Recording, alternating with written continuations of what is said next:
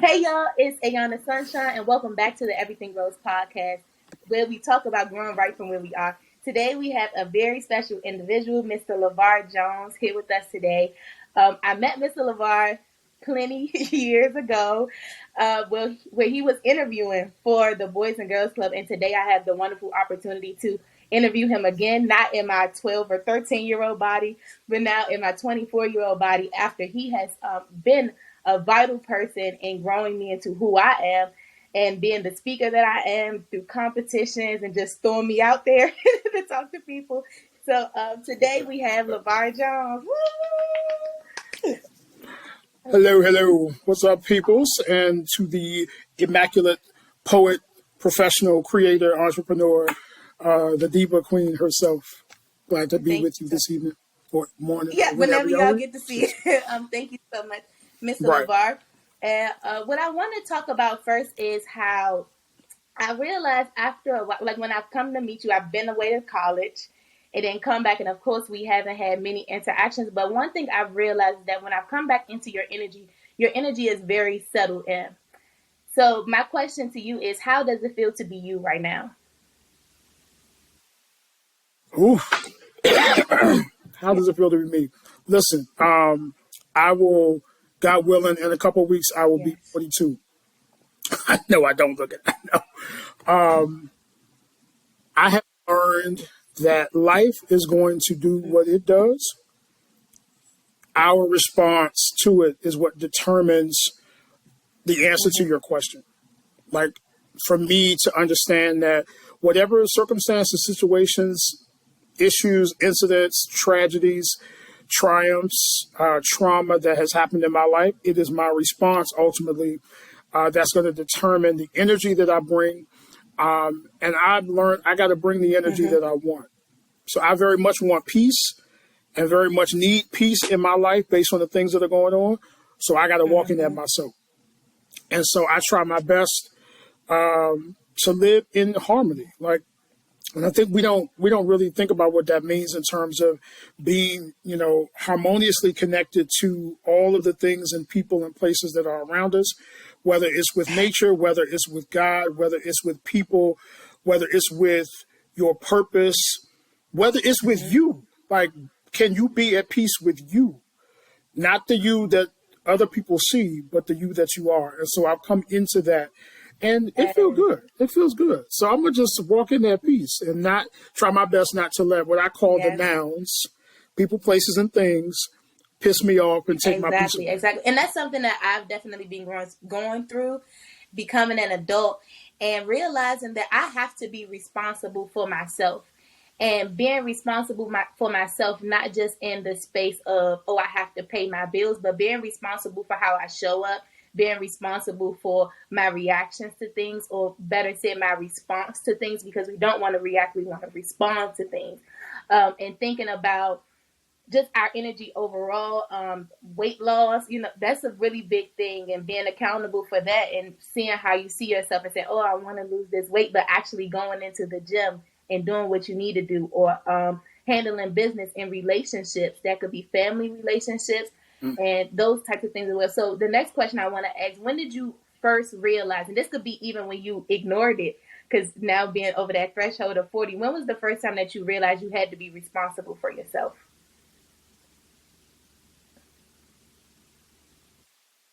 Sound crazy. It probably was not until my 30s, late 30s. When I realized nobody's going to do it for you. A good friend of mine, Jaleesa, said this the other day. No one's coming to save you but you. And she said that as a person of faith, recognizing fully, God's role, the Creator's role in each of our lives to come to our defense, to aid, to bless, etc. But in terms of us understanding, no one is going to do for you what God has made you capable of doing for yourself. The healing that you need to do, there's healing that He does, but there's healing that you need to do, the recovery that you need to do. I think I was at a place where I was trying to wait for people to do certain things for me. I was trying to, and I'll be transparent, I was trying to wait for my father to heal our broken relationship. I got to do that work. And as difficult as it is, I got to do that work. If I don't do it, it won't get done. And I can't wait. I can't put myself on somebody else's timetable, because then I'm always waiting for you to do what I can now do for myself. So when it's in my late 30s, I encourage, people that are listening, like it's not, there's no time expiration on it. Get to it when you get to it, but don't take too long, because you rob yourself of the freedom and liberation that you get from that when you don't do it. So I love that. Yeah. And then also speaking about life lessons and being responsible, I know right now, as you've posted, that you're responsible for your mom. And that's what I wrote down when I was just like, I didn't even think about that, you being a caregiver. And I would like you to speak a little bit about what that means to you. Because I know for some people that might just look like, I go over there and I go check on my mom, or I go check on this person, or I call the hospital, make sure they get to their things, or they might live in assisted living. We never know what that looks like, but what does that look like for you? And I will also say is, what is your main commitment while in that to yourself? Ooh, Lord, okay. So all the examples that you gave, that's all of that combined and put together. My mom went through a 4.5-month medical journey in the hospital and in rehab. At the time, we were living apart. My parents in PG County, me in Southeast. And so two things, and I'll say this, being a caregiver is as much about you as it is about the person that you are caring for. The danger I think some people enter into is that they don't consider themselves when they make the consideration for their loved one. I am a mama's boy. You met my mom. She is the queen of my world, and would do anything for her, including the decision to move my parents in with me under the same roof at 41, with the issues and the challenges that my father and I have had over the years with our relationship, with my own life and everything else going on. I made a conscious decision. That decision was as much about making sure my mom had what she needed as it was about me ensuring that I was going to be able to sustain it for her and for me. Had I stayed separate, I would have been ripping and running back and forth. And some people do it. More power to you. That was not a choice I wanted to make, because I understood if I did that, I was going to run myself ragged. And look, you see what the gas is right now. I would have to. I don't want to pay that back and forth.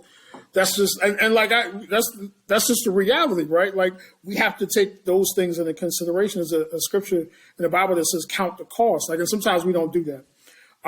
That being said, I counted like 95% of the cost. The other 5% I didn't count was my creating a self-care plan for myself once in it. I had to learn that by default. And you have to make sure, and I've had to make sure now, to build in space and time for LeVar, which means clearly communicating to my parents, at this time on this day, I'm going to go to this place. Unless it is an emergency, please don't disturb me. And to be okay with saying that. To help them develop to the point where they're okay hearing it. Like my mama not thinking, oh, I did something. It ain't you, sweetie. It ain't you. It ain't.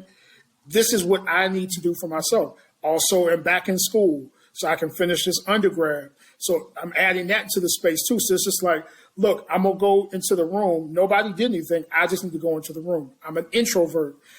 You have to carve out the space for you and be unapologetic about it.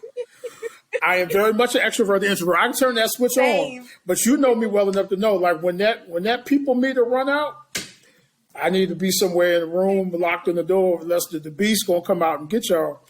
But I had to learn how to be unapologetic about my time, and help not only my parents but people in my circle understand. My free time does not mean I'm available. Sometimes I might just be sitting in the room looking at the ceiling. That's my time to refuel, to zone out, to pray, to meditate, to keep myself centered so that I can balance it. So to answer your question, it's all of those things. Like, the commitment I made was, to manage care for my mom. So that's talking to the providers, the doctors.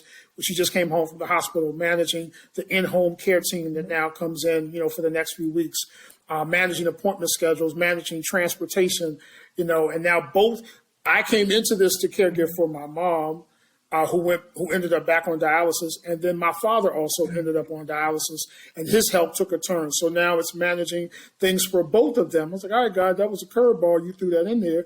But again, it's how we respond. Like you said, how we respond to those situations.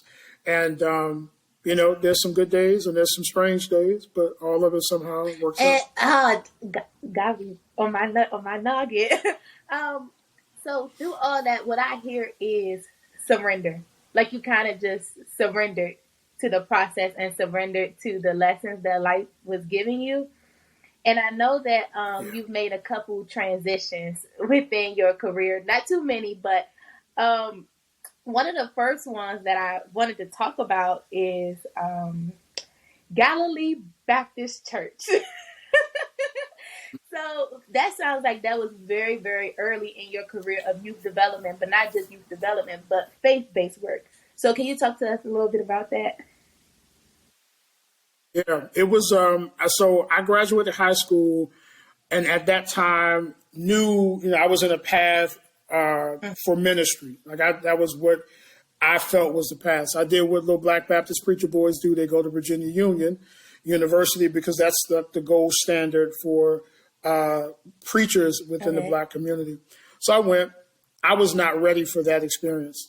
Came home after a semester to recenter and refocus. The pastor of Galilee knew me from when I was a little boy, and happened to reach out and say, "Hey, I see you're home." Blah blah blah. We had a conversation. He knew that I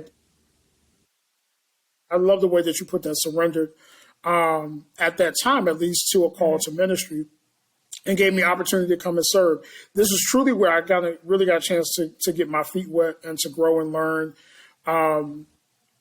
mostly about integrity, because I made a decision during that time, after serving for a couple of years, to not be honest about something with him, and in that lost that position, and had to be humbled very quickly, and understand what it means to be a man of your word. But also, Ayana, what I learned was, and this is where I discovered one of my favorite quotes is from Baldwin, and he says that you have to go the way your blood beats. You have to live the only life that you have. If you don't live it, you won't live any other life at all. I recognized at that point, this is not the path. This was the path that maybe I saw, maybe I thought was it. But I had to be grown enough to know this is not it, because I was not ready to handle the responsibility of being in a leadership position, which requires integrity.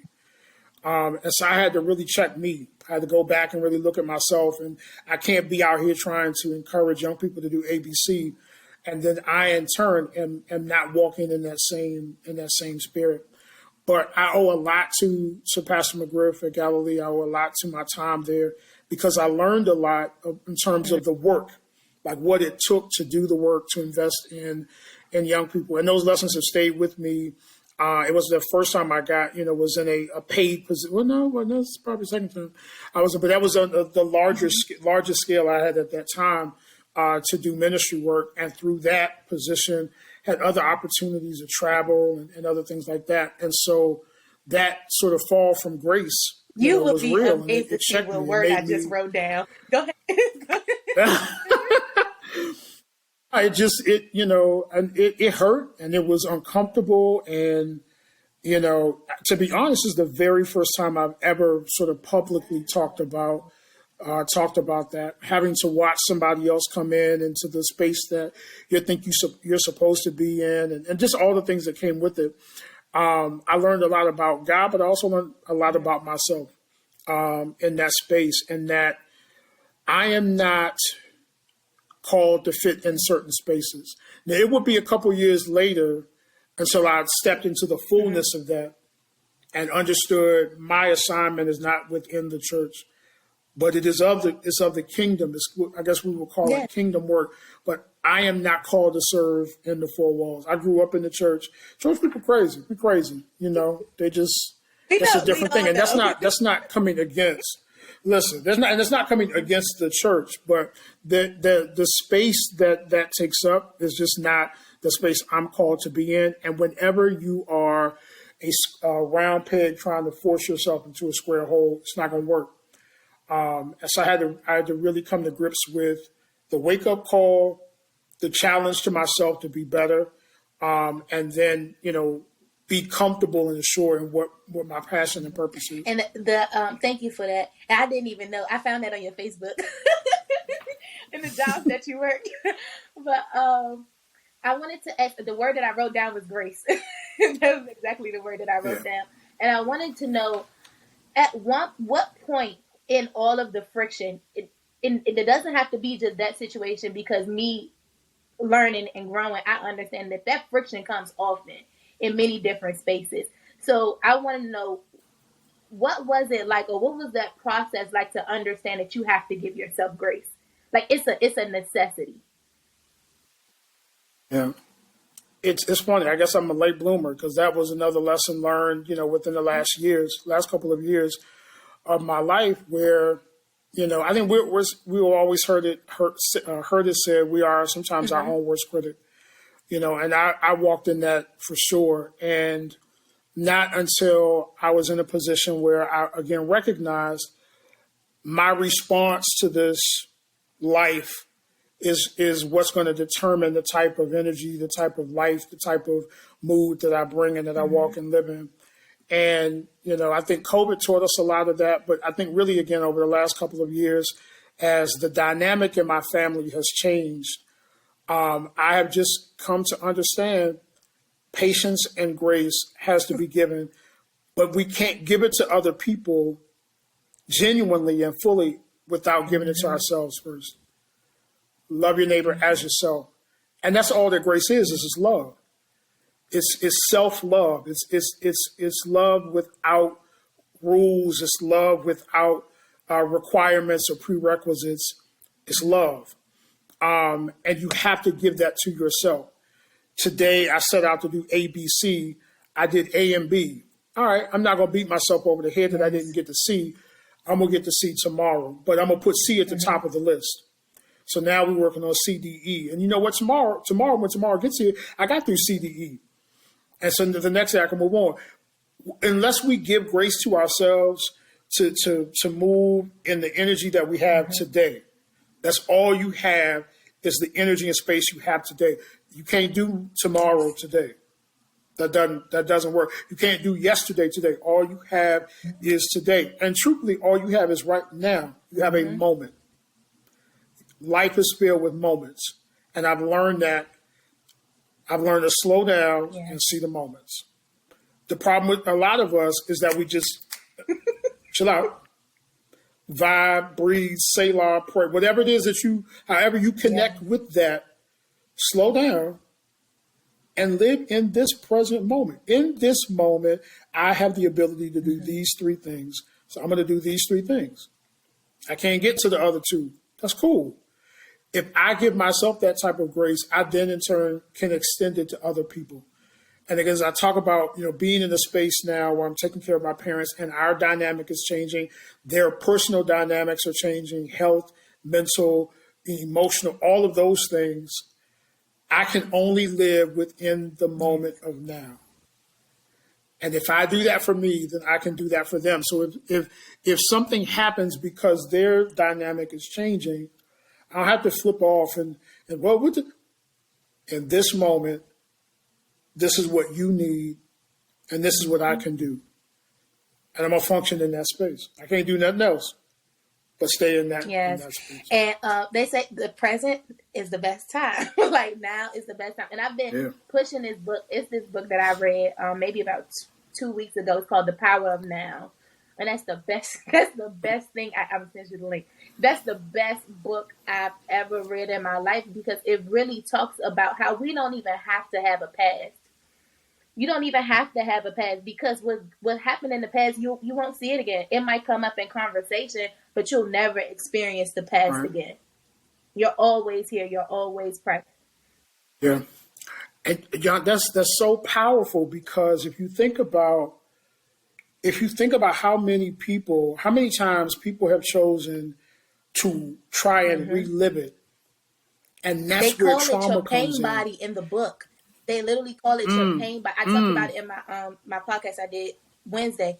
They call it your pain body, and they say how your pain body shows up every time that you think about something, or if you want to go back to something, or if you want to relive something that happened in your life. They say that's your pain body. That's where all your trauma sits, and sometimes it shows up, but we have to be the watcher of our thoughts and the watcher of our emotions, so that in the book, I'm telling you, the book, I mean, the book, Yeah. we have to That's be real. the watcher of our emotions and the watcher of our mind, because think how many times we think of things and we're like, why am I even thinking that right now? I don't feel that. And they say that's your pain body trying to remind you of the trauma. And they call it almost like self-sacrificing, to just be so intrigued in the trauma, and because that's what you feel comfortable in. But what everything grows is about, and where I'm moving to, is encouraging people to, it's okay to have a good day. It's okay to be okay. Yeah. It's okay to be happy. It's okay to spread joy. It's okay to have a good time. It's okay that you haven't experienced a good time, but especially us being adults and moving in the now, we have Oh, my phone's ringing. We have responsibility over everything. Yeah. That's good. That's good. And like you said, are you all right? It's my mom. That's life, right? That's life. That is life. But and we do ourselves such a disservice when we allow those things to consume us. As somebody that has battled with depression and mental health issues and anxiety since high school, like, I get it. And I recognize now those days where the darkness consumed were the days I gave into the thought. I gave into the idea of the past, or what happened, or the trauma, or the pain. But like you said, it's if we surrender to the now, if we surrender to joy, if we surrender to peace, the same way we surrender to that thought, then we can then experience liberation and freedom from that. But we get so programmed. And I think for some of us, we glorify our trauma. We enjoy living in it. One of my books, The 4 Agreements. Oh yeah, 4 Agreements. Is, don't take anything personal. Nothing others do is because of you. What others say and do is a projection of their own reality, their own dream.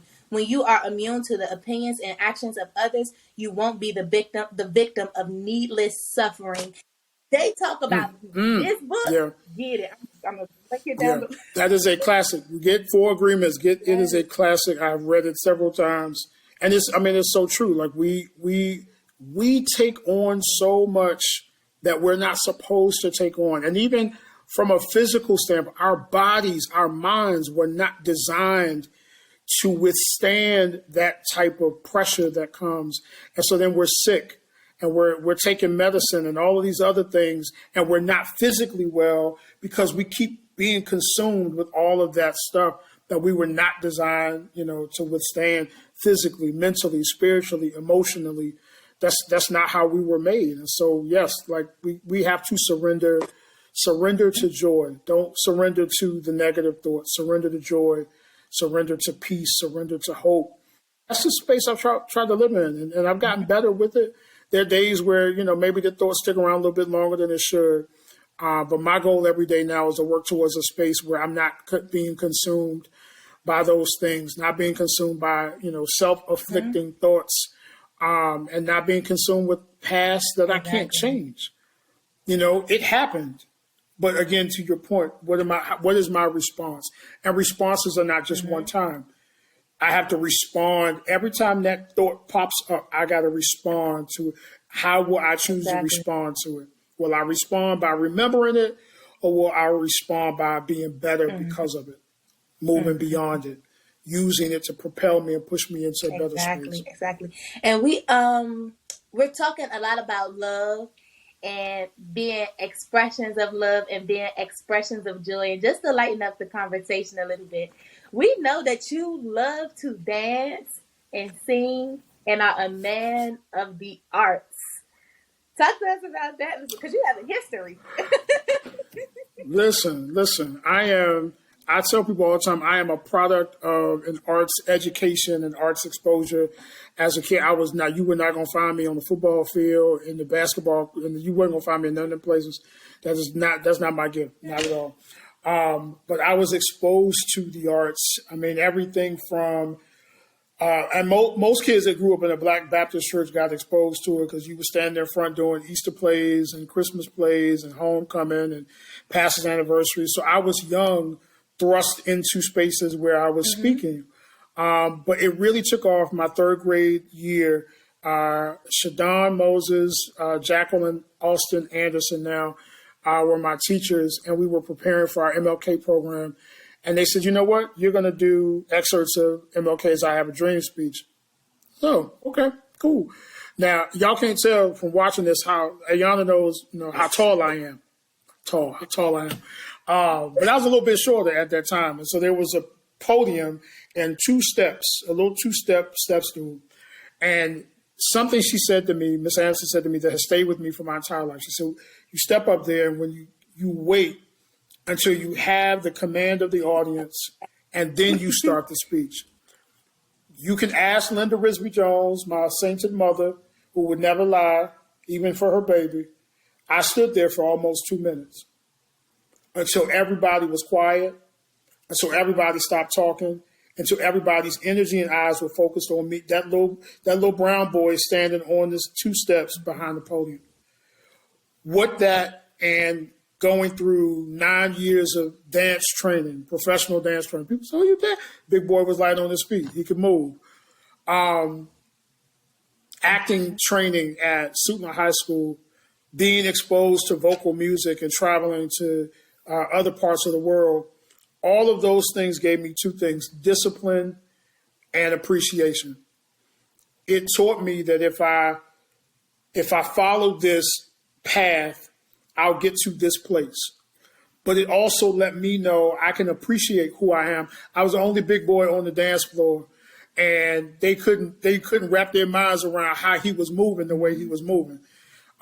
They couldn't understand how he was the shortest thing in the room, still commanded the attention of the entire audience, whether it was at Burville Elementary School doing I Have a Dream, at Suitland doing Murder at the Vicarage, or all of the other places where I've had to be the biggest person in the room at 5'2". And it gave me an appreciation for myself to know and understand who I am is unique. There is nobody else like LeVar Allen Jones on the face of this earth. Never will there be. And so when I show up, I got to show up big. I'm not going to shrink myself because you are uncomfortable with how big I show up. That's your problem. You deal with it. I'm going to show up in the fullness of who I am. And I've taken that into every arena of my life. So I will forever be appreciative of the role that the arts have played in my life. I recently got to resurface that. Boys and Girls Clubs of Greater Washington did our first musical under our new arts director, and it was the Lion King Kids, and I was fortunate enough to play Scar.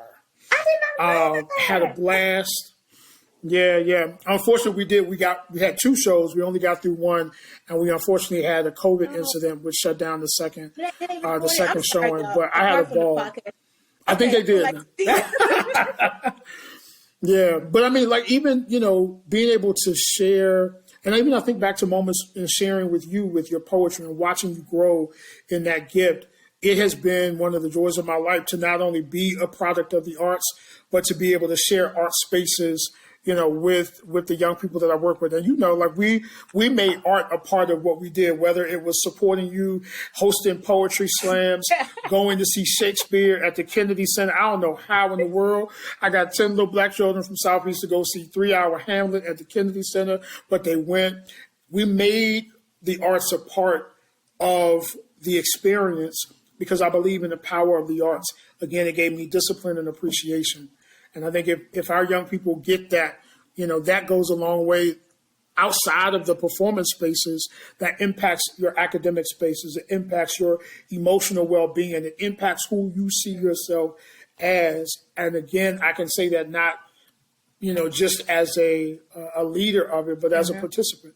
I know what it did for me. And so, and even getting to share with the little babies who were in the Lion King kids. These are all, I don't really usually work with the little people, but they were such a joy to work with. And it was cool, like to be able to share that space with them. And we had our cast party today and got to hang out with them again. So, you worked with them. Yeah, the arts rock, man.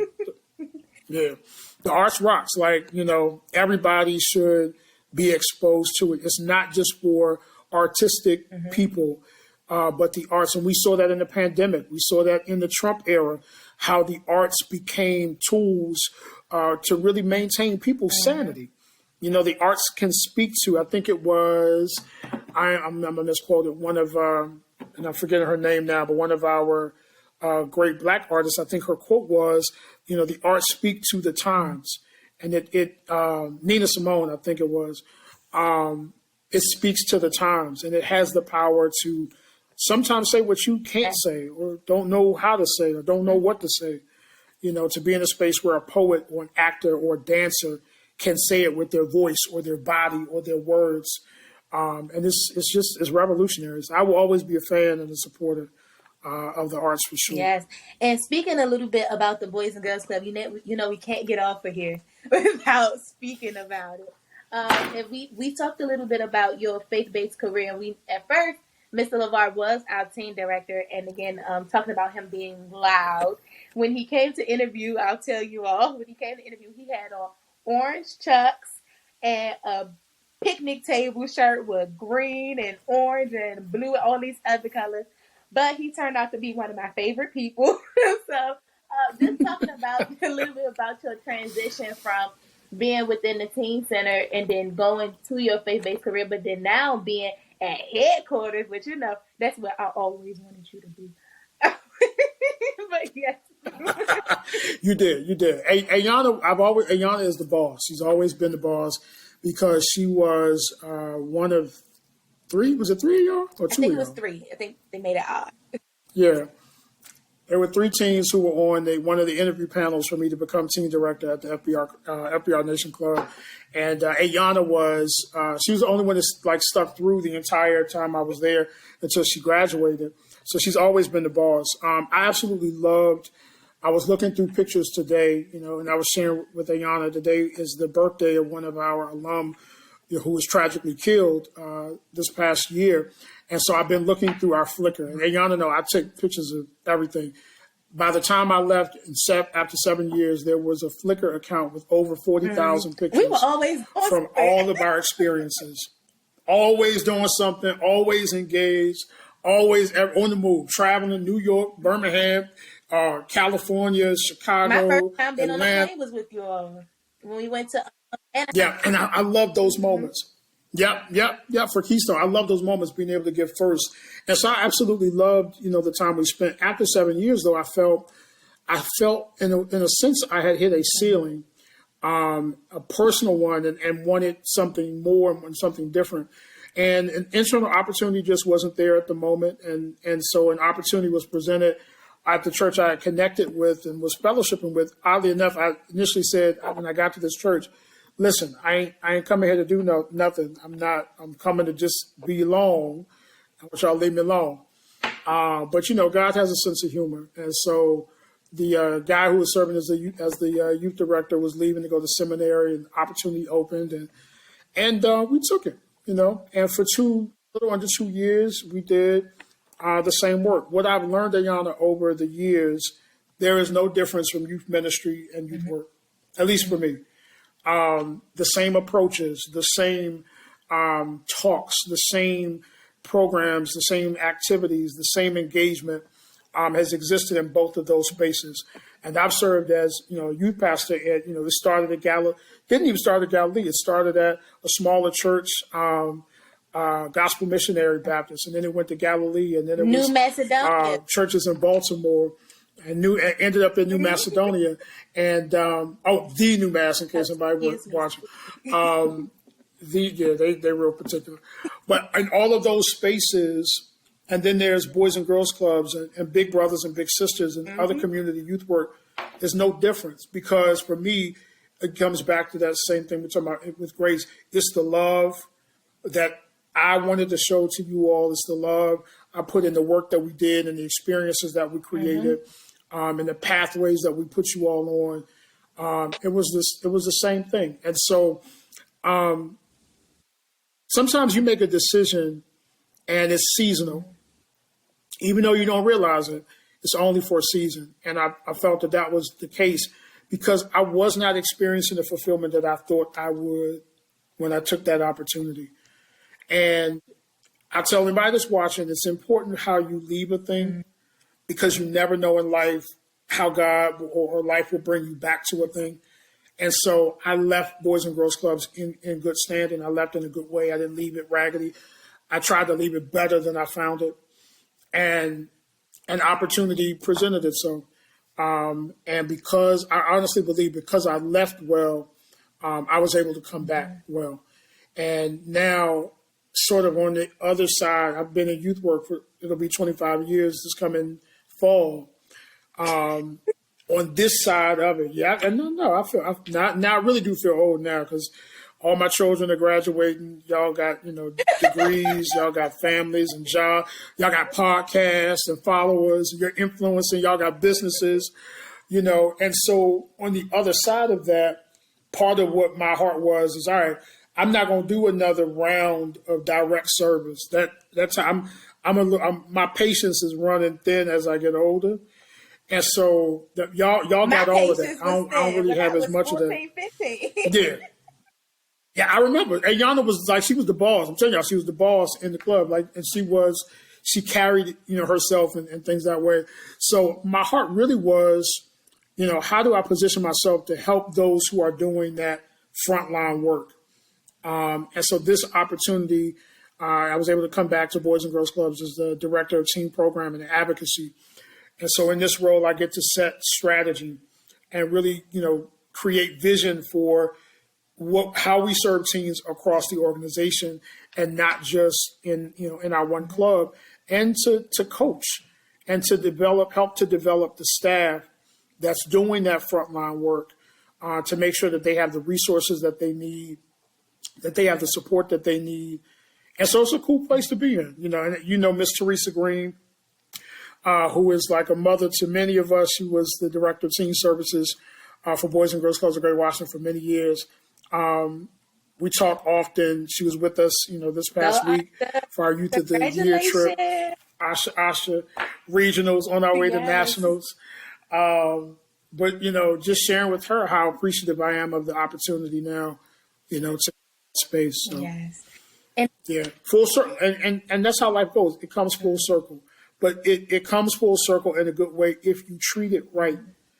Because I treated it right, I was fortunate to be given the opportunity, to do this again in a different way. And in retrospect, what would you say is the biggest lesson you've learned from this? Because I know you're not done with the journey. We have no child. If one day you up there in the CEO position, I wouldn't be surprised. But it might be a little time before they let it up.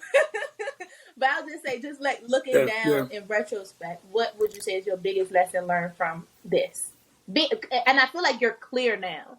If that makes like, I feel like that's why I said like your energy feels different at the beginning of the not that you weren't serving in the purpose that you were supposed to serve in. And like what I said to Asha, it's that confidence and it's that knowing, like, yeah, I'm here, I'm LeVar, and I'm standing on this stage for 2 minutes before I start talking.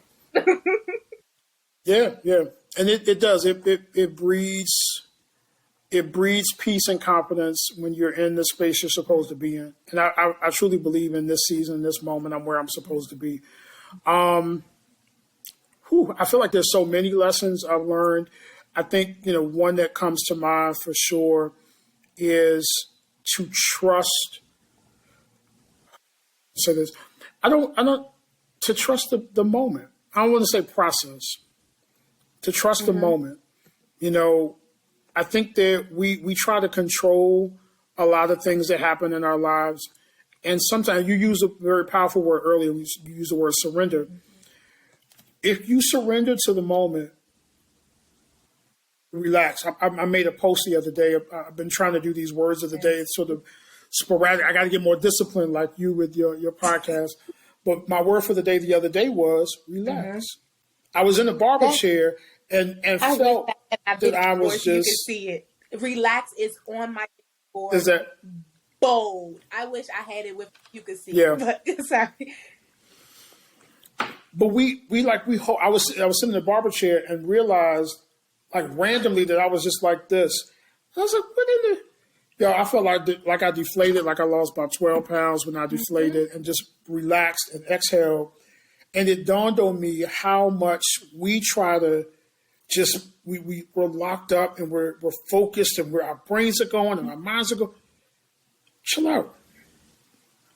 Live and surrender in that moment. In that moment, everything that's going to happen is going to happen.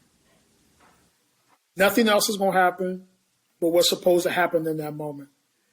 And I think as I look back, like over those years with my time, at the club, even though it's the 7 years at FBR, now back with it,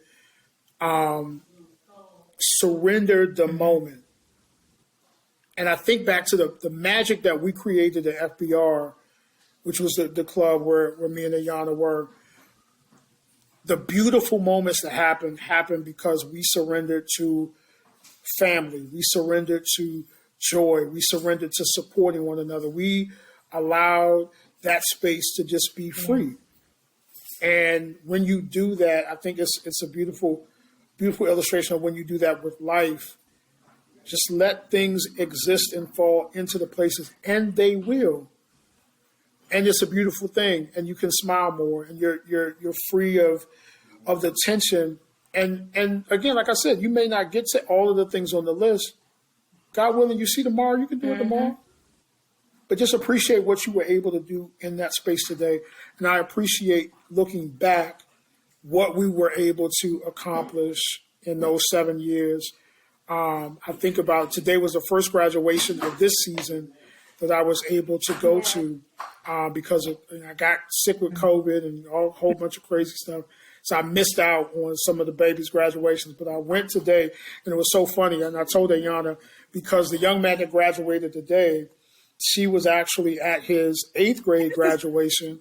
We were working at the school he graduated from at the time, and yeah.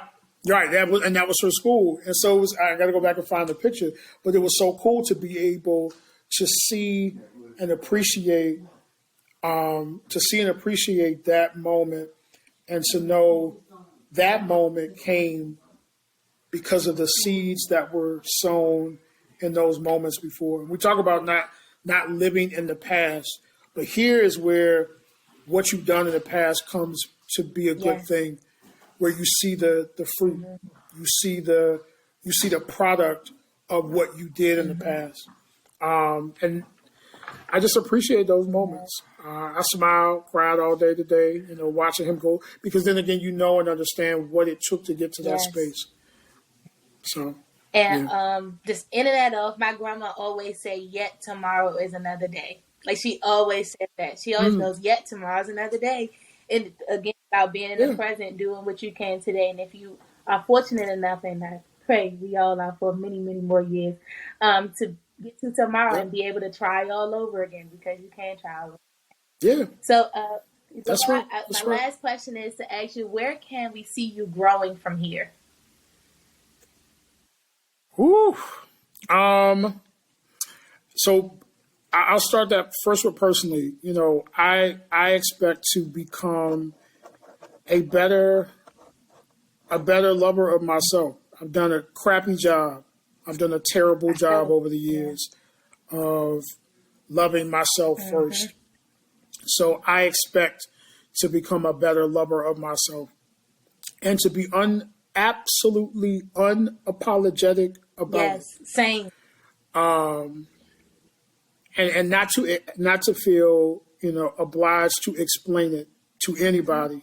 If I want to, then that's cool. You'll be blessed. But if I don't, you still be blessed. Exactly. But but to take better care of myself. And I honestly believe if I do that, then I can take better care of the people that are around me. I cannot be my best for them if I'm not first my best for myself. We were on the plane coming back, and you always think about when they're going through the safety things, and they tell you if the cabin loses air pressure, the mask is going to fall down. Put yours on first, and then get little boo-boo or grandma or whoever sitting next to you. And in our minds, like, no, I got to get them first. That's that self-inflicting trauma that we talked about earlier.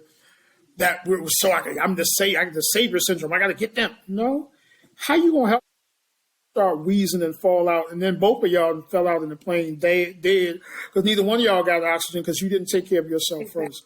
And that's how so many of us live our lives. We're trying to do so much for other people, show up so much for other people, and we are not showing up for ourselves. So I'm going to show up better for LeVar. Professionally, I think it's at this point where I see myself growing is to really settle in this coaching role. I don't get to do all the great things you and we talked about, all those 40,000 pictures in Flickr. I don't do that anymore. I have some of it, but my role now is different. And so I want to settle into this space where I can impact change on higher levels, to not only see the type of impact that we had at the local club, but, what are ways that we can impact in D.C., Maryland, and Virginia? What are ways we can impact our staff? What are ways we can impact outside of the region and other parts of the movement? And so thinking about things like that, that's where I see me going. Well, thank you so much, Mr. LeVar, for coming on. At least Mr. LeVar still for coming on today. Right. Just sharing your knowledge and bringing positive energy to my space. And again, just me being somebody who has looked up to you for quite a long time. I just appreciate you for believing in me from the beginning till now, and I know much more in the future. So thank you all for listening to the Everything Goes podcast, and keep growing from where you are. Love y'all. That's right. Peace and love, guys.